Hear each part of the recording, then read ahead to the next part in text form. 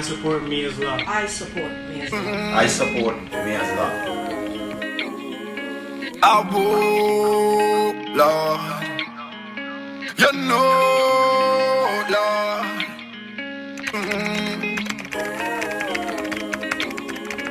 I would, Lord. 19-year-old Miya Marcano's family clinging to one another in a candlelight vigil to remember her. Dozens gathered with candles and signs honoring Miya. This was a vibrant young lady who was living her life, and her life was taken away from her as a result of the negligence of this apartment complex. It's very tragic to hear about, and then the fact that it could be anybody.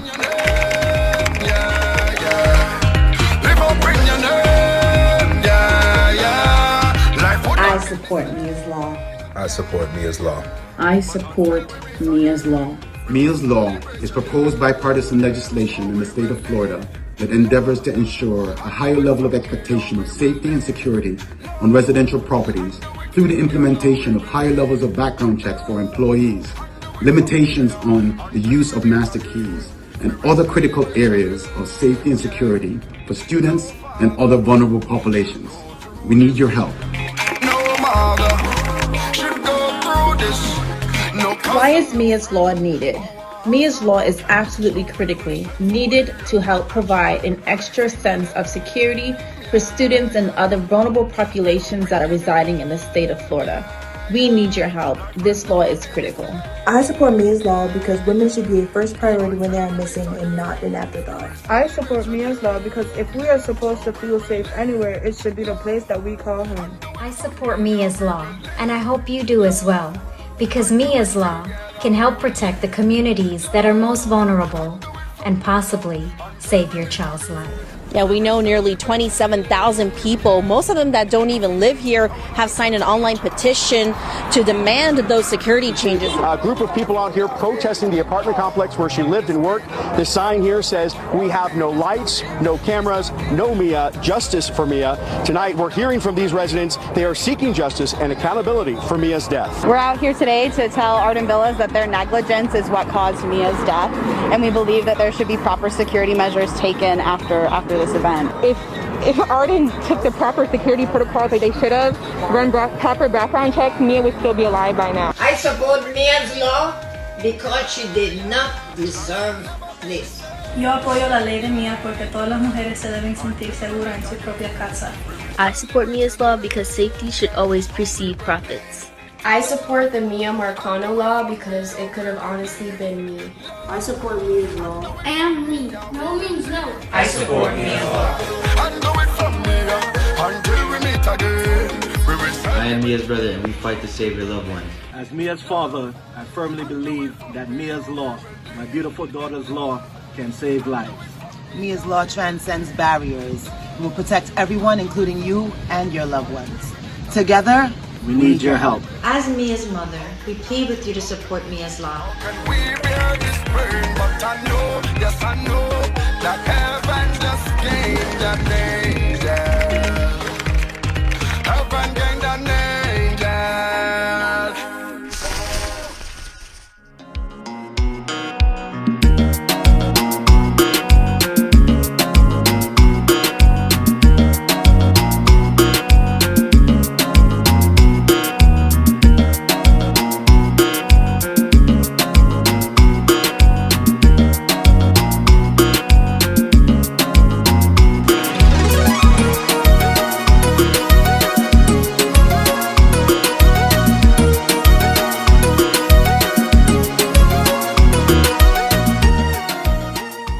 So tonight, Gwenda, I would like to bring her to the stage. Give her a big round of applause. Make it feel like there's 1,000 people in here tonight. Welcome, Gwenda. Thank you. Okay, so tonight we're here to celebrate Miya, her love of life, and it's a gift to those who loved her, to help what happened to her not happen to others wherever possible. Now, this is actually a very tough presentation for me because normally I teach high school girls or I talk about this topic with my violence prevention folks. So I'm going to give you a day in the life of that. In a room of 15-year-olds, there's an average of 3 girls that come forward with experiences of inappropriate attention, ranging from being followed by a car to sexual assault. Finding out that the gym teachers may or may not be equipped to deal with this was definitely eye-opening. In one case, the girl was so raw from an assault that it triggered my own experience without her even saying a word to me. And these are the ones that talk about it. I'm going to start with a little exercise, and I hope it works after a couple of beverages. So I want you to think of a time when everything fell into place. Life felt really good. Do you have that? Yes. Okay, so where do you feel that in your body? You feel that in your heart, maybe? And how's your breathing? Nice deep breath. Okay, so next, think of a time where things didn't really work out very well. And where do you feel that in your body? And does it feel maybe like you're being squeezed, a little tightened? Maybe like your breath is a little shallower? Okay, let's shake that off. So, you're standing in front of an elevator, the door opens, you get a really weird vibe. How many of you have had that happen? Okay, so, show of hands. Okay, so maybe it felt a little bit like the last exercise. So the bigger question is, did you still get on the elevator? When I ask a room full of girls, at least 90% of them put their hand up that they felt that, and 75% of them still got on the elevator. And one of the reasons we do that is the most Canadian of all. We want to be polite. We don't want to insult people. So when it comes to the door opening and you don't feel good, you're probably never going to see that person again. So just make an excuse, back off, and take another elevator. And if you're on the elevator, and this may have happened to you, don't take it personally. You don't know what's going on in other people's minds. So self-defense tip number 1, your intuition is the biggest, oldest superpower that we all have. Listen to it and develop a relationship with it, as it could literally save your life. So say you've just been binge watching Criminal Minds, or maybe the latest Dexter, and all of a sudden everybody that you see tends to be like serial killers. There is a difference between a paranoia, which is a thought, starts in your head, whereas what happens with intuition is it's going to start in your gut. It's a feeling or a knowing. So one of my neighbors, Nikki, told me about an incident that happened in a park that I walk in almost every day. She was out for a run. For some reason, she felt like she should take her headphones out and put them away, so she did. Self-defense tip number 2, and I know this may not go over too well, it's not smart to block off one of your biggest senses when you're out by yourself in the real world. I know that music helps us run, but maybe using just one Bluetooth and keeping the volume low. I could tell you this story about a woman who was running with her headphones in, so she didn't hear the car that was accelerating abnormally, and as the woman at the wheel had a heart attack and ended up crushing her between the car and a building. So it's not just about sexual violence, that self-defense is about taking care of ourselves out there. So back to Nikki. She sat on the rock next to the river and sensed something. She turned around and there was a man exposing himself. Her words were, "I don't know what came over me. I just got up, ran, and pushed him out of the way." So self-defense information point 2. Have you heard of fight or flight? Yes? Okay, so this is actually a choice that your body, your nervous system is making in a microsecond evaluation of whether it can get to safety. Again, part of our oldest time nervous system. Freeze can also help if your body sees that there's no way out. So self-defense tip number 3, make yourself a hard target. A hard target is being aware of what's going on around you. So instead of having your phone and being down like this, you want to be with your head up. If you hear a sound, you look towards it. Not like, freaking out, but you want to be able to have it so that you're aware of what's going on around you. If somebody is following you, it is always helpful to go, "Look, there's a bird," or something, because nobody's going to want to come within 10 feet of you, right? So the main points of when it comes to what we call social violence is no other reason than being in the wrong place, wrong time, is to be aware and create space between you and the perceived threat. The lasting effect, the worst part, is no matter how well Nikki handled the situation, it was the trauma that I saw in her eyes. The fact that she's not been into that park since August, and the way that trauma can change the way we behave, show up, and sometimes retreat into isolation when not addressed.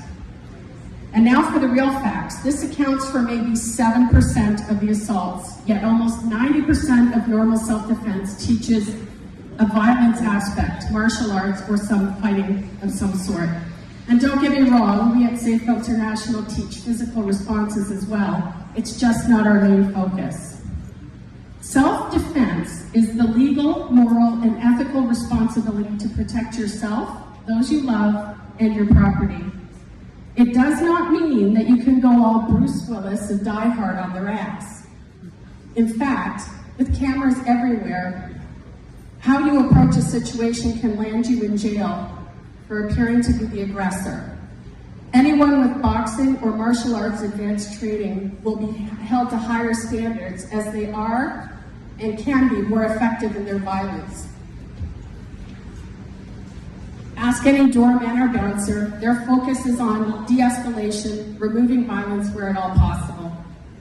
A man just the other day was found guilty of second-degree murder from an altercation at a Kennedy subway as CCTV cameras showed him turning from attacked to the aggressor, including the use of a knife.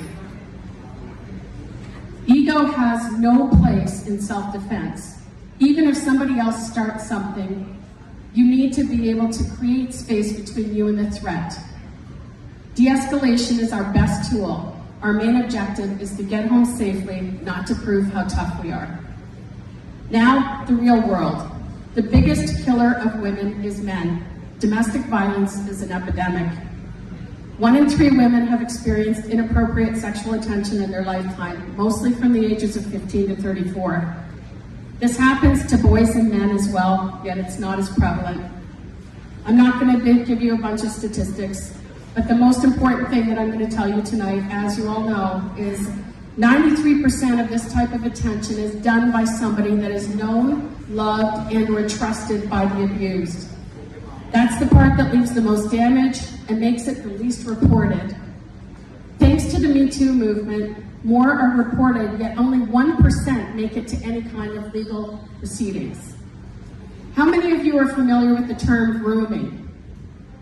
Show of hands. Anybody? Okay. So I'm going to present this in 2 ways tonight. It is now a dictionary definition associated with pedophiles, as it is something that paves the way to normalizing the boundaries both physically and emotionally. Coaches may use that tap on the butt. Others in positions of power may place an arm on a shoulder, the use of certain language and actions that can confuse a young or vulnerable mind into believing nothing is wrong. TikTok is a playground for those looking for younger boys, as it is completely unregulated. Instagram is the go-to playground for teenage girls.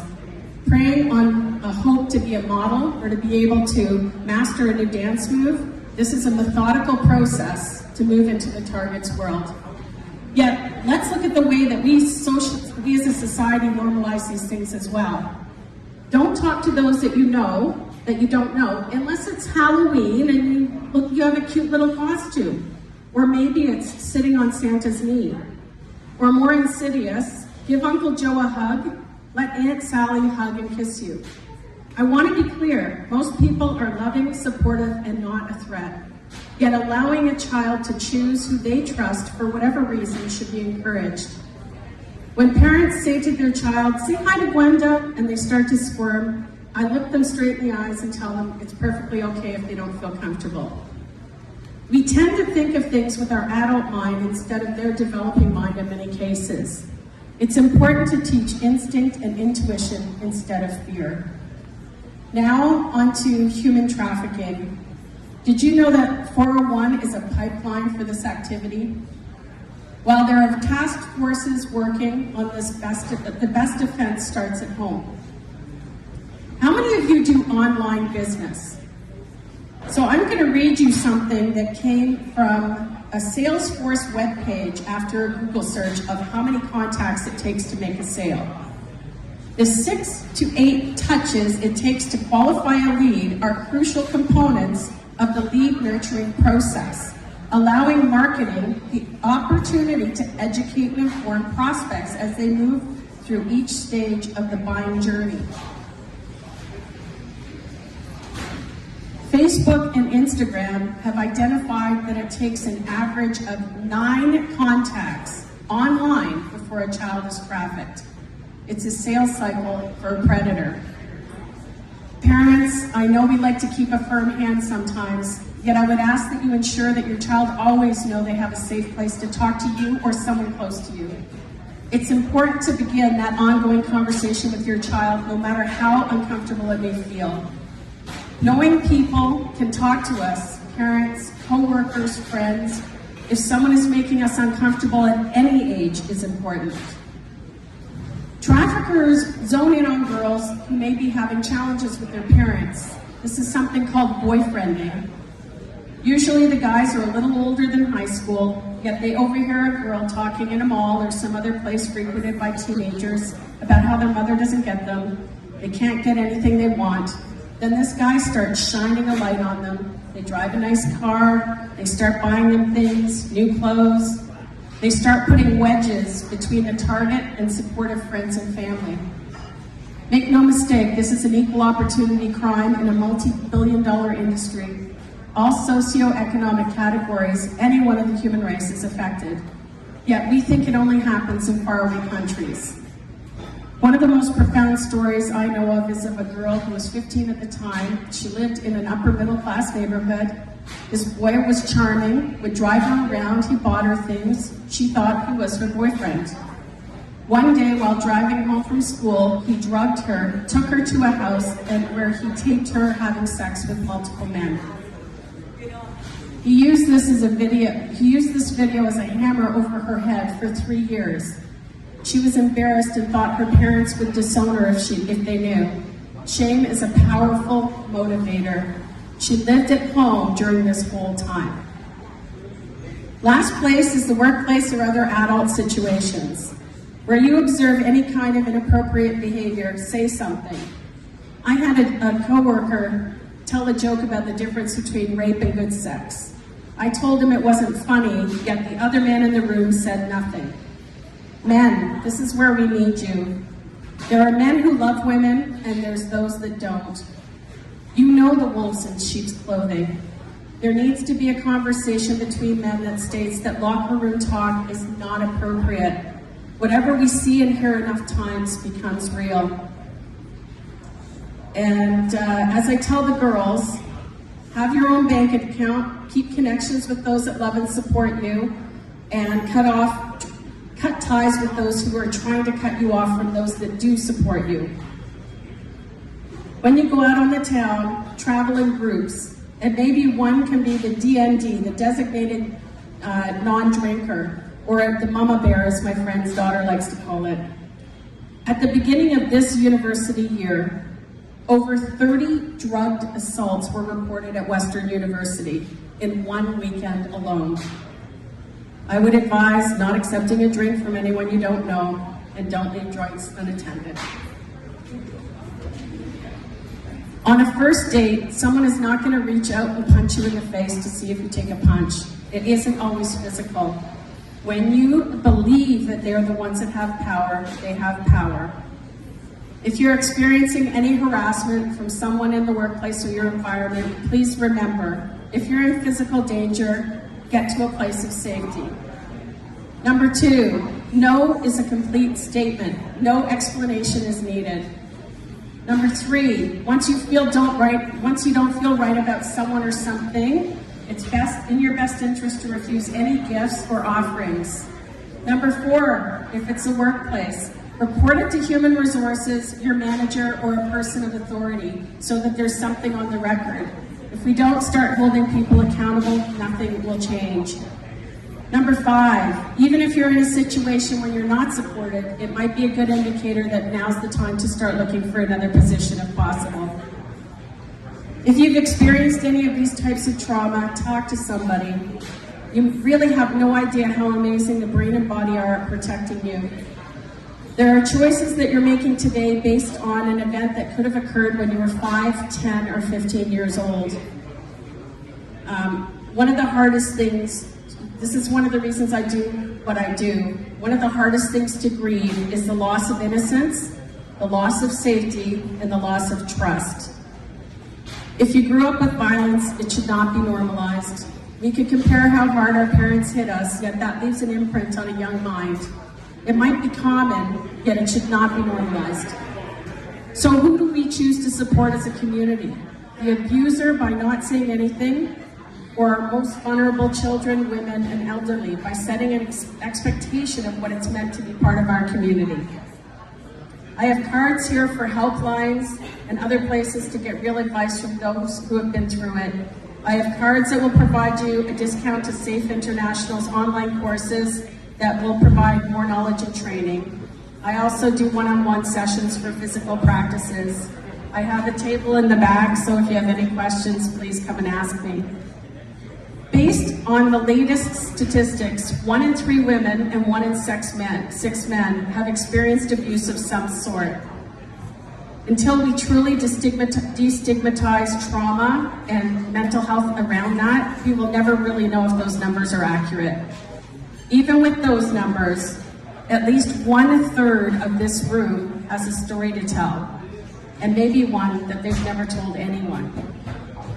Miya left us far too soon, yet in her wake she is touching people. We are all in this together. I want you all to know that people are here to help. More importantly, you can be that beacon in the darkness for others. Community takes us all.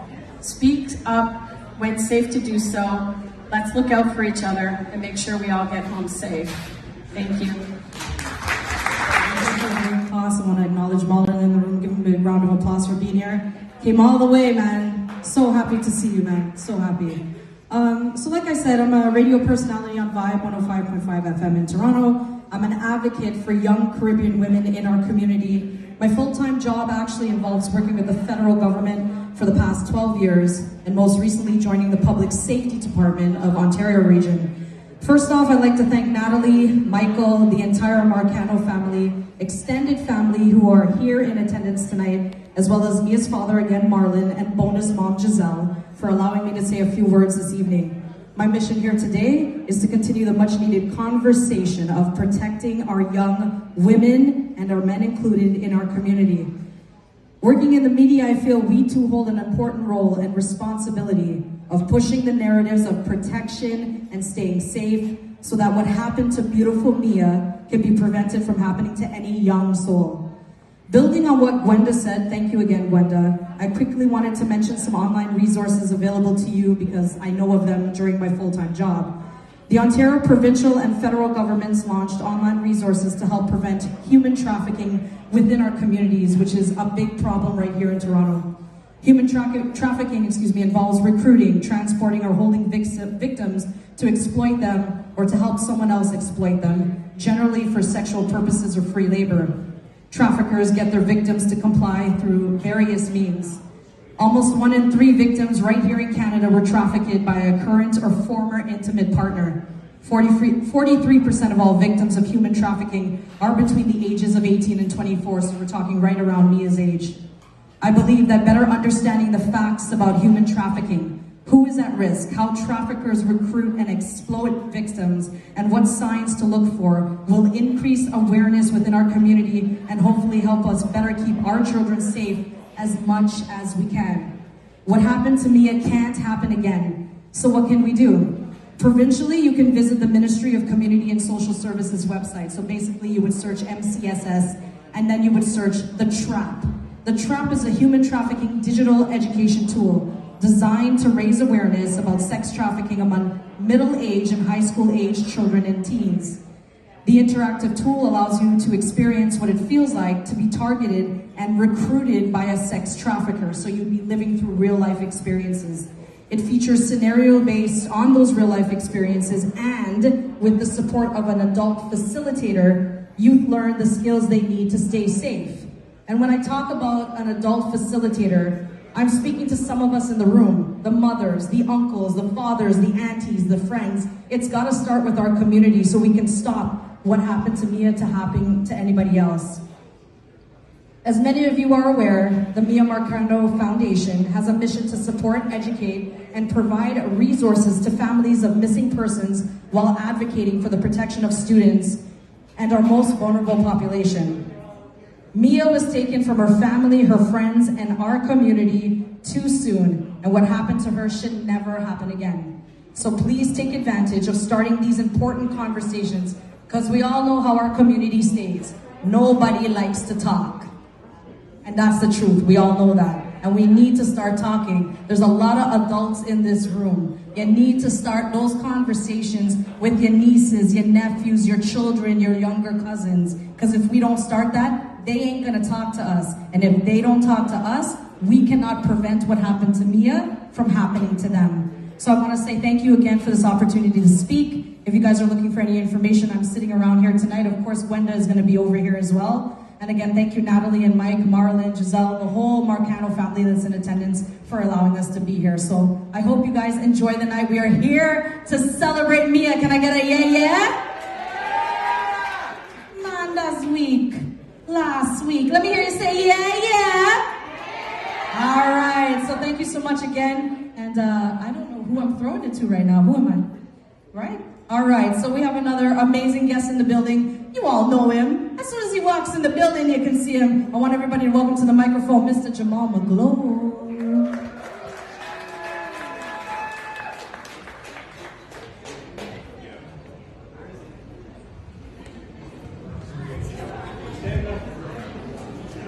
Good night, everybody. I'm going to try and keep it very precise and short because I know there's a bunch of other great people that need to come up and say their piece, but I know Giselle Blanche, otherwise known as the Wasi One, and Marlon Marcano for a very, very long time. And, you know, it's a shame to see them under this premise, but we're celebrating tonight, try and keep it light. And it's just a lesson to us all that, you know, we got to continue to love each other, look out for each other, be diligent, you know, dot your I's and cross your T's because you just never know, you know. We're all going through this pandemic right now and, you know, we've lost a lot of people just based on that or we know people. So I think it's a time for us all to reflect, you know, like, and just do a little bit more, you know. If we can each do a little bit more, look out for each other, you know, get this narrative that there's crabs in a barrel and we can't help each other, we don't uplift each other and just try and change it a little bit, you don't know what can start. Because I'm looking at my little son, 22 years old, living in this world, going through a pandemic right now, and I don't feel good. And I'm sure you guys don't feel good too. And as we get older and as we're aging, you know, the next generation is the ones that are going to have to look out for us, you know, whether we're in a predicament legally or health-wise. And, you know, we just all have to do better, you know, and it starts with myself. So continue to be diligent, continue to love each other, continue to embrace the fact that we're here celebrating a life that was lost too young and too short, and let's learn from this because it could happen to any one of us, and it's a shame that it happened to this family, but I've learned a lot of things because of it. So just really don't know what to say. Love you guys and enjoy your evening. Bring E-Man on.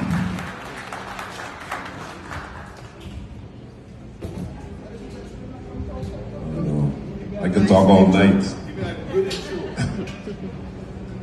This is my friend, my partner, guy that I've looked up to for a very, very long time. He's legendary in this city. E-Man, every time I have an event,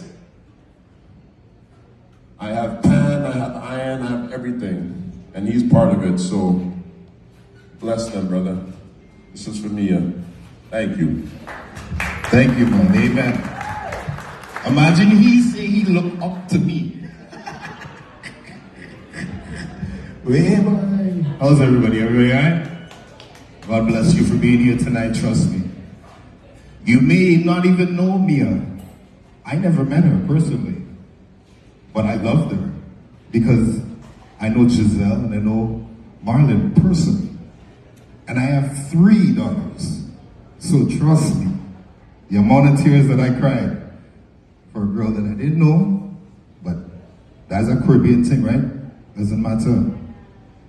We felt it, all right? But tonight we're here to celebrate the life of her.